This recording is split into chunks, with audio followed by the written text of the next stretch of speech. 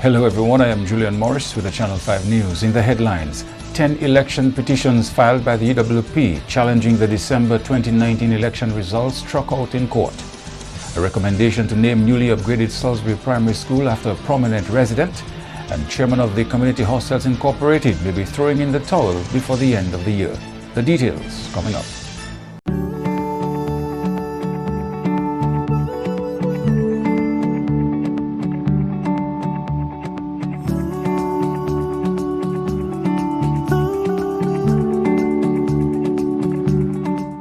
We are strong, we are resilient, and we will get through this together. But these are stressful times, and it's important to also practice good self-care. It's normal to feel overwhelmed, anxious, or afraid, but there is hope. Reach out to someone, connect with your friends, stay in touch with your community, and know that you are not alone. We're in this together. This is a public service announcement from the Dominica Red Cross. Showtime shop at Quartz. We got all the things you want. So many ways to shop. You can pick up curbside. It's Showtime shop at Quartz. All the appliances, electronics, and furniture you like. Showtime. Showtime. We got it. Just what you need. Yeah, Quartz got it.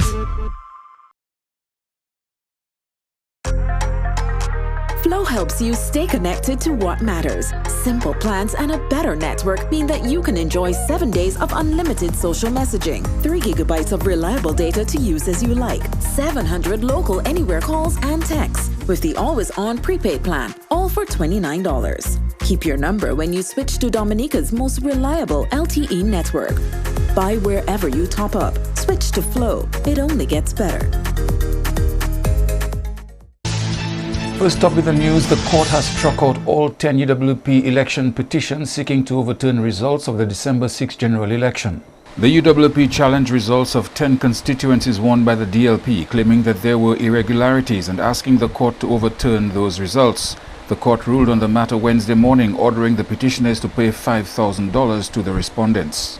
Let me first of all say that there were a number of respondents that were sued by the 10 petitions, and they were represented respectively by myself, Mr. Lawrence, and Jody, I forgot her last name, on behalf of the elected members. Then there was Mrs. Heather Felix Evans on behalf of the electoral officers, Mr. Steve Isidore on behalf of DBS, and the Honorable Attorney General on behalf of the Prime Minister himself. And by himself, I mean the Attorney General himself and the Commissioner of Police. And I have to commend that team, although the 3 or 4 different teams, for the extraordinary work that they put in to this thing to get it heard as quickly as possible and to end the day on a significant and winning note. Having put that aside, this is now the third election, 2005, 2009, 2019, that election petitions have been struck out, or election petitions that were filed by the United Workers' Party have been struck out at the earliest possible opportunity. And as you will remember, in the 2009 matter, the Court of Appeal said that the allegation against Mr. Seja and Mr. Skerritt should have been struck out at the earliest possible stage as well. And the reason for this is you can't bring political allegations from the political arena, from the platform, from Facebook, from Q95, and put it in a case. I mean, politicians can talk 1,001 times about certain things. They may convince themselves and they're supported, but that's not fact. And that is not fact that you can plead in a sufficiently clear way to identify a cause of action that a judge will allow to go to trial. So we are not surprised by the result, because we were absolutely convinced from day one that these petitions were incurably bad, were badly pleaded. It was more like a political manuscript than it was as a petition setting out a legal cause of action. All of the allegations have been thrown out of nomination day, causing confusion, objections to voters, people voting, allegations of this, allegations of that, allegations of bribery. All the allegations in a meticulous way. The learned judge went through every allegation that were common to all petitions and the divergent allegations that were made separately in individual allegations. The allegation of disqualification was thrown out. The allegation about 400 and something illegal voters in Wesley were thrown out. And the judge, to express his dissatisfaction with the nature of the allegations that were filed, ordered the petitioners to pay $5,000 costs. Now, he said that generally cost is not awarded in these matters, but he had to make the petitioners understand that he was very unhappy with several, if not most, of the allegations that they had brought. So, you know, the talk is now over about corruption at the poll, bearing in mind that the observers had said to us that the elections that they observed was free and fair and reflected the will of the people. Acting Prime Minister Ian Douglas says education is a priority for the Roosevelt-Skerrit government. Mr. Douglas addressed a ceremony on Wednesday marking the formal reopening of the Salisbury Primary School. This is one of the schools which was devastated by Hurricane Maria 3 years ago. Mr. Douglas represented the Prime Minister at the ceremony.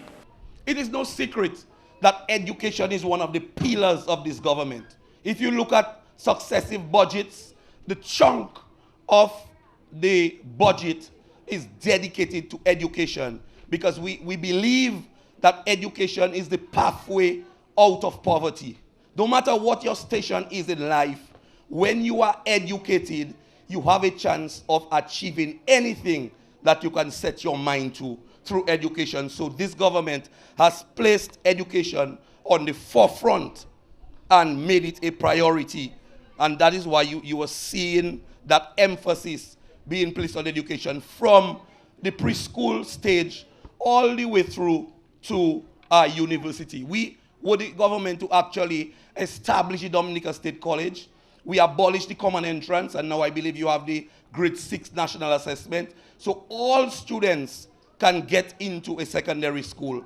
And even after leaving the secondary school, every student in Dominica is guaranteed a place at the Dominica State College.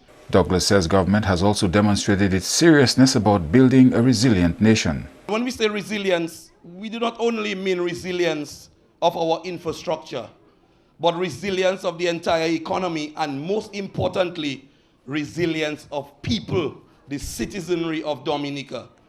And that's what we are doing actually. We're building for the future, not only in the types of structures that we are building, but also in the lives that we are molding, the students here, making them even more resilient than they were before the hurricane.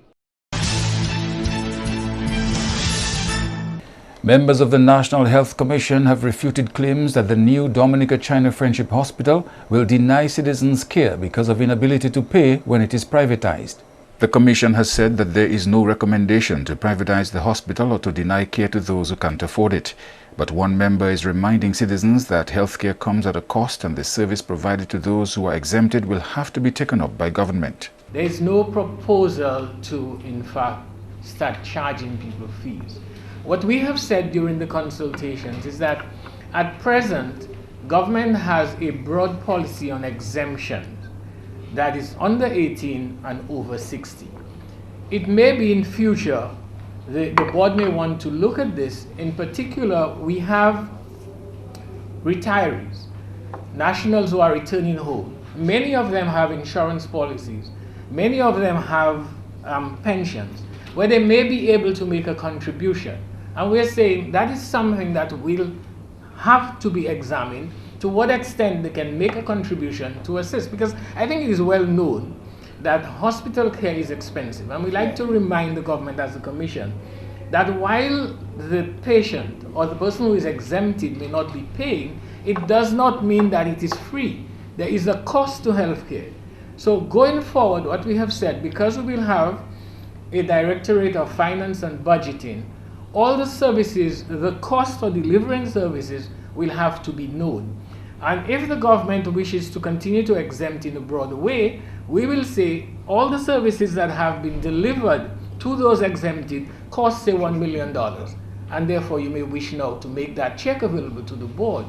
There are also those who are poor, who are vulnerable, who may not be able to pay. And we have taken the trouble to put in the draft, and we'll recommend to government, and which is in keeping with the PAHO and World Health Organization thinking, that you ought not to be denied health care at any health facility because you don't have the ability to pay. That, we think, is something which is extremely important. And so to speak about fees in isolation is not correct. There is no proposal to begin to charge fees. And in any event, the board will not be able to institute any new fees without the clear approval of the minister. Tourism stakeholders are heaving a sigh of relief at a recently launched plan to bring stay-over tourists to Dominica. Andrea Louis explains. The Safe in Nature brand concept was launched earlier this month as Dominica's master plan to welcome back stay-over visitors to the country while ensuring the health and safety of visitors and locals. The concept advocates for ensuring visitors use COVID-certified transportation, accommodation and sites while in the country to guarantee a safe bubble while enjoying the Nature Isle. Owner of Nature Island Dive, Simon Walsh, says this is a welcome initiative as the dive sector had been hit hard by the COVID-19 pandemic. A month ago, I was probably at the lowest point in 25 years. We had Erica, and then we got up and rebuilt, and then we had Maria. We got up and rebuilt, and we were just in a place where we were getting back on our feet. Things were looking good, and COVID came along. So times have been rough in the tourism industry. There were almost no tourists willing to come to Dominica and stay in their room for 7 days. It simply was not sellable, so cancellations were coming, and it made it impossible for us as private sector to even sell tours. So when Safe in Nature came around, it's given us new hope. And we had a DHTA Zoom call the other day where a few people expressed their concerns that tourists would not come even under the Safe in Nature program. And I just want to say, I think that does not give due respect to the kind of people that come to Dominica. They love this country. They want to come here. They are lining up, especially in the dive sector. They need to come back to Dominica. Ken Dill of Ken's Hinterland Adventure Tours, CATS, applauds this move to welcome visitors to the country, but urges stakeholders and the wider public not to become complacent with the Safe in Nature brand concept. We must be very cautious and careful in how we handle any resurgence of the industry. We have been extremely fortunate in Dominica that we have not experienced any large and sustained outbreaks of COVID-19. And most importantly, we have not had any deaths. But we should not be complacent with this. Many of our target markets are in countries considered to be high-risk areas. Our challenge is how do we handle the arrival and hosting of those clients safely.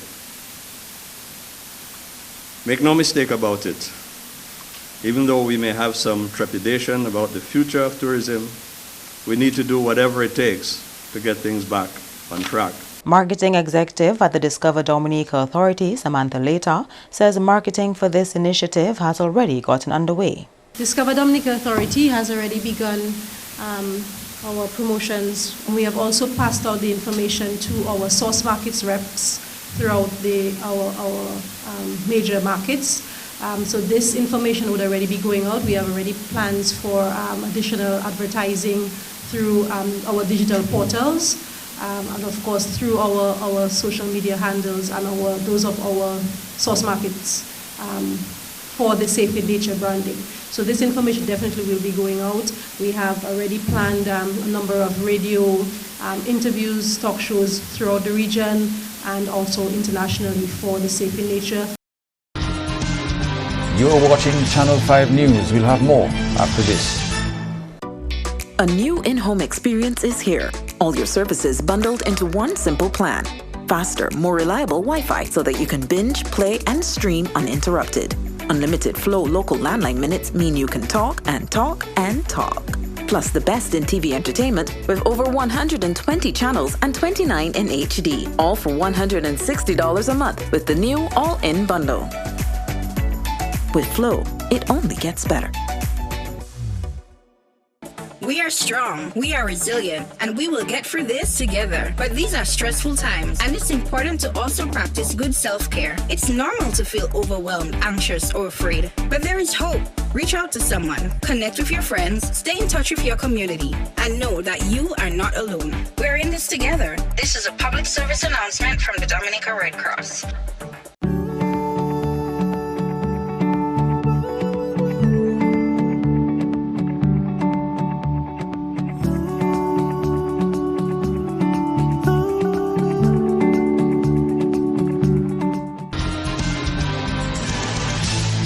Chairman of the Community Hostels Incorporated may be throwing in the towel before year end. Here again is Andrea Louis with that story. Ainsworth Irish, who has been involved with the Grotto Home for the Homeless, also known as the Community Hostel Inc., says it is time to bring fresh blood into the management structure of the Grotto. Well, I mean, I've been as a volunteer on the Grotto board from 1980 when Sister Madeline requested of the Chief of Police, Mr. Hensley Pierre at the time, to send a police officer to assist because of the problems they were having at the old Grotto. And I think after 40 years, maybe I should throw in the towel and let somebody else pick it up. But of course, we're going to have our AGM pretty soon. One of the things we're trying to do is to have the AGM to see if we can get a cadre of new persons with renewed vigor to come back on. Irish is of the view that fresh ideas by new individuals may be just the shot in the arm the institution needs. Sometimes you need to have a little change of position. You need to take a back seat and let somebody else, to go at the helm to maybe bring some well, not reinvent the wheel, but to bring new ideas to the table to ensure that, to see if things can work a little better. So I'm considering maybe towards the end of the year to just call it a day.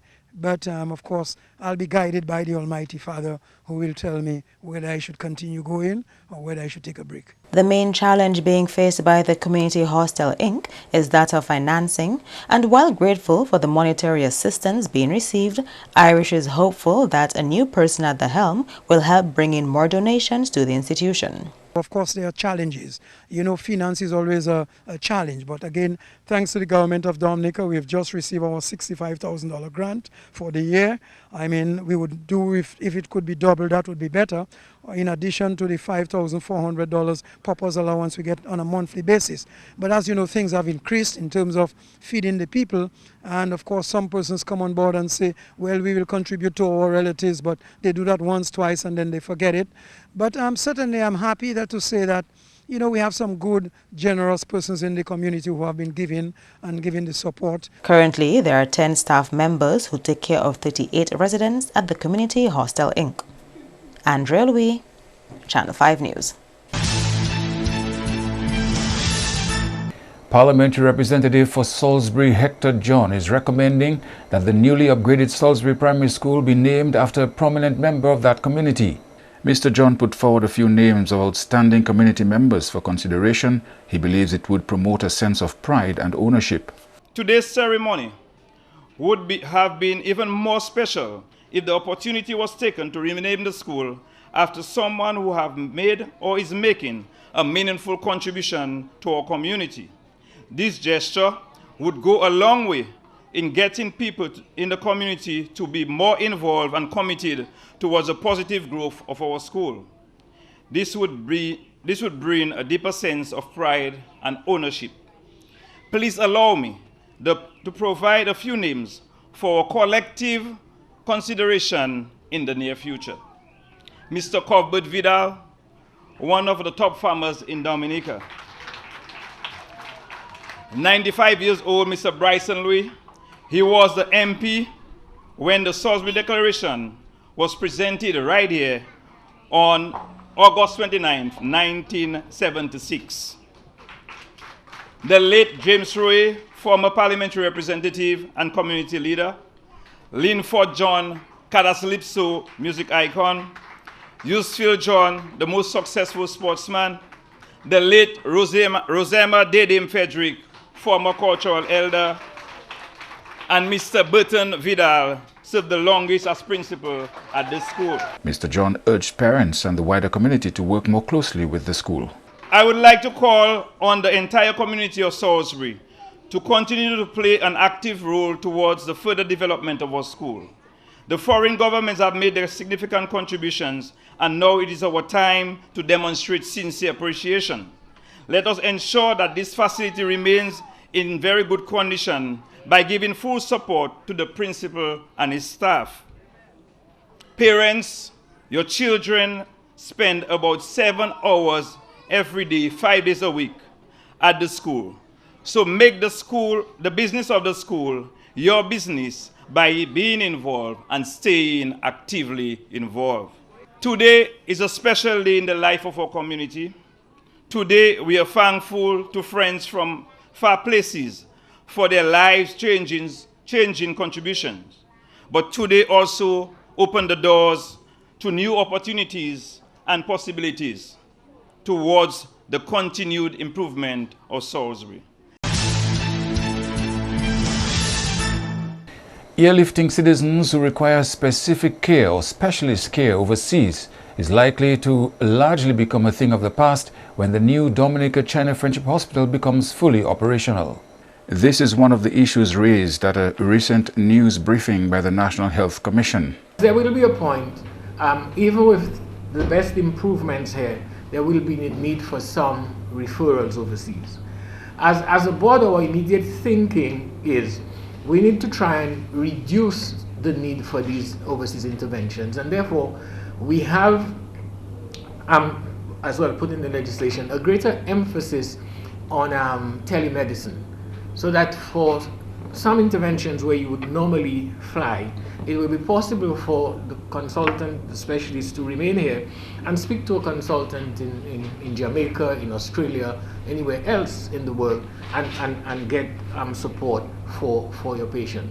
But ultimately, we would be referring to this hospital, which is what the board will have control of, that you will not be denied care, which is available here because you're poor. So as we get out of Dominica, clearly that looks like a wider program to which the government will need to create some arrangement. But it is certainly something for us to keep in mind, because that will occur. Dr. Donald Peters says by 2024, specialist care will be available here. The hospital will not have money to airlift people. The insurance could, and the doctors will decide those things. So your question is important, and certainly when they get on board, they'll figure out how they can better manage that. But you have to, if you look at the governance, where there's no funding to airlift. Government, Ministry of Health probably can do it, or some other agencies, but the board would not have them. The care must be given here. It's a friendship hospital that this board will be managing. And plans to increase export of Dominica's products on the cards for a recent startup. ShopDM is an online platform created to increase the visibility of local products within Dominica. Founder of the company, Davidson Edwards, says among the plans for the enterprise is to grow the export market for locally made products. ShopDM may look like Amazon when you go onto it, right? But what I always say is that the technology is a distraction. We want to become something much more like DBMC. So what we'll do, hopefully over time, as long as we're successful, what we'll do is we'll provide a set of services that allow local businesses to grow, ideally globally. So right now we've started with, you can come on, we're handling the marketing, we're handling the transaction processing, we're handling the payment, we're handling the logistics locally. What we want to do is within a year, we want to, within a few months, we want to do payment processing worldwide, because right now we're only going through the local banks, which means diasporans can't buy. But then, like a year to a year and a half from now, we want to start exporting the products. Edwards acknowledges that while it can be challenging to enter this new phase of the business, plans are already being laid out on how best to approach expanding the services offered by ShopDM. The export market is going to require solving similar problems to what we solved locally, but at a much larger scale, right? So how do you get that guava jam shipped not to Portsmouth but to London? And then how do you market not to someone in Granby, but someone in New Jersey, right? So what we want to do is we want to put all these things in place and keep it free or low cost for the sellers so that it's just a platform where local businesses, local manufacturers can just grow.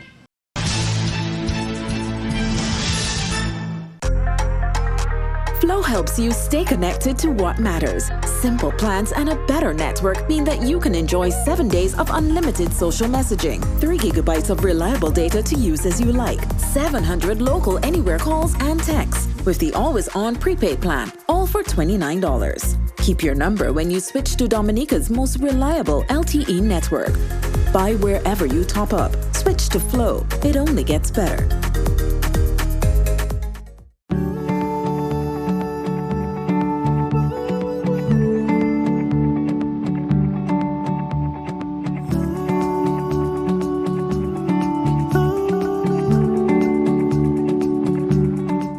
We are strong, we are resilient, and we will get through this together. But these are stressful times, and it's important to also practice good self-care. It's normal to feel overwhelmed, anxious, or afraid, but there is hope. Reach out to someone, connect with your friends, stay in touch with your community, and know that you are not alone. We're in this together. This is a public service announcement from the Dominica Red Cross. A new in-home experience is here. All your services bundled into one simple plan. Faster, more reliable Wi-Fi so that you can binge, play, and stream uninterrupted. Unlimited Flow local landline minutes mean you can talk and talk and talk. Plus the best in TV entertainment with over 120 channels and 29 in HD, all for $160 a month with the new all-in bundle. With Flow, it only gets better. To end the news, a look again at the headlines.